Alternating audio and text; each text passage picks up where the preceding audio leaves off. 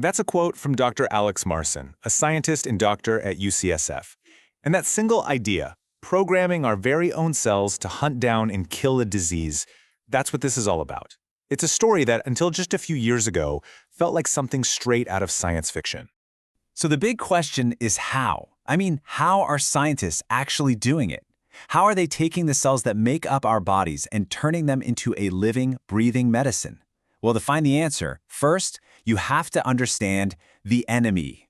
And here's the thing. The enemy in this story is a master of disguise.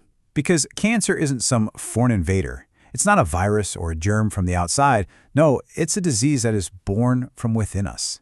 Let's break it down. On one side, you have a healthy cell. It's a good citizen. It follows the rules written in its DNA, it serves the body, and knows when its time is up. But on the other side, you have a cancer cell. Its DNA has tiny errors, mutations in its code. And these errors tell the cell to just break all the rules, to divide endlessly, to grow and grow, no matter the cost to the body. It is, quite literally, a rebellion at the cellular level. But here's the amazing part. We already have a built-in army that's designed to stop rebellions just like this. It's our immune system, and it's on patrol 24/7, constantly looking for anything that shouldn't be there. The special forces of this army are our T cells. You can think of them as highly trained commandos. Their entire job is to recognize signs of danger, like a virus or a cell that's gone rogue, and to eliminate the threat. But here's the problem. Cancer is clever. It has figured out ways to make itself invisible to our T cells, or even to just shut them down completely. For a long time, this was a huge roadblock, but then came a massive breakthrough. Scientists figured out that cancer cells were putting these molecular brakes on our T cells, stopping them dead in their tracks. So they developed drugs called checkpoint inhibitors. Now these drugs don't kill the cancer directly. Instead, they just find the T cell and they block those brakes. They unleash it to do the job it was born to do.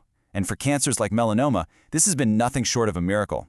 So taking the brakes off was a total game changer. But it sparked an even bigger question. What if we didn't have to rely on just the T cells we already have? What if we could build better ones? Imagine this. What if we could give our T cell soldiers a new piece of gear, like a pair of special goggles, programmed to spot a very specific target on a cancer cell that it would normally miss? Well, that revolutionary idea, in a nutshell, is CAR T-cell therapy. The process is just incredible.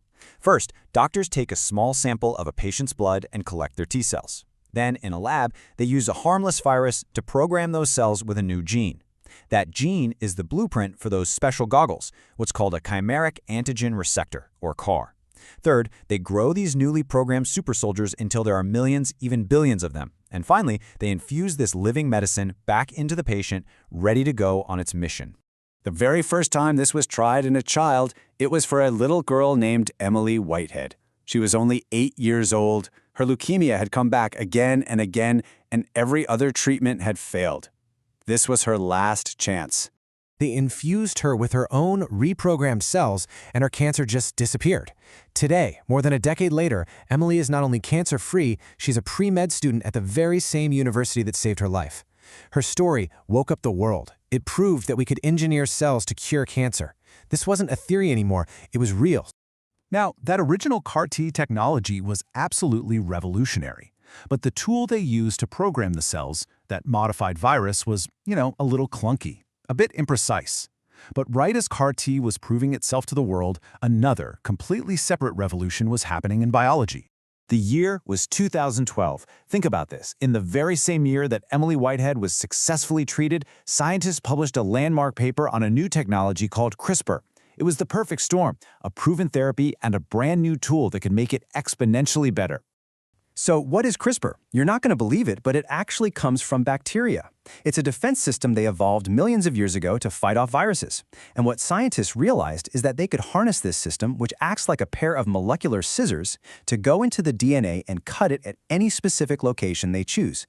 It allows them to not just cut, but to paste in new genetic code with unbelievable precision. This changed everything. Before CRISPR, using a virus to insert that CAR gene was kind of like dropping a package out of an airplane. You just hoped it landed in a good spot. With CRISPR, it's like performing molecular surgery. You can pick the exact place in the genome to make your edit. This just opens the door to much more powerful and much more precise programming. This combination of CAR-T and CRISPR has unlocked a future where our own cells are now programmable. We're moving from just helping ourselves find cancer to actually designing cells that are smarter, stronger, and more resilient than cancer itself.